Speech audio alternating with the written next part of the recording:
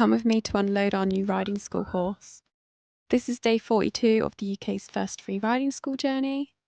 And okay, don't get too excited just yet, because this horse won't be available just yet until he's completed his assessment. Our riding school is actually made up of project horses, rescue horses, rehabbed horses, and horses we've bought on from youngsters, because we simply can't afford ready-made schoolmasters. And honestly, I like to think that's what's made our riding school all the more special.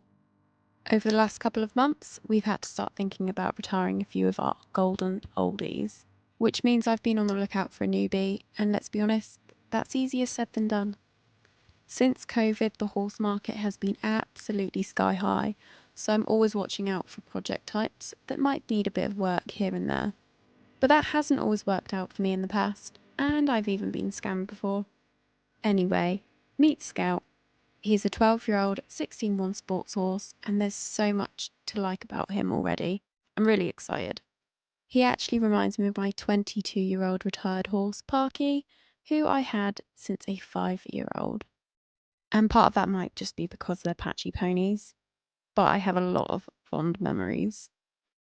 Now, I've been told Scout isn't a novice ride and can be a bit bolshy on the ground. And yes, he's a Facebook purchase.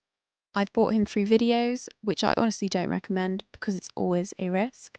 So the first time I saw him in person was unloading him here. Scout has loads of great qualities about him, and we weren't looking for a novice horse. We've got quite a few clients wanting to jump and get the feel of a sports horse, and that's exactly why people come to us. So fingers crossed Scout turns out to be everything we've been told. And if he does, I'll happily recommend the seller and let you know who I bought him from. Right now, Scout is settling in and completing his isolation period. Then he'll be having a full assessment and starting his training plan towards joining the riding school. He'll also be having a full MOT to get everything up to date before we can get him ready to go onto our riding school licence.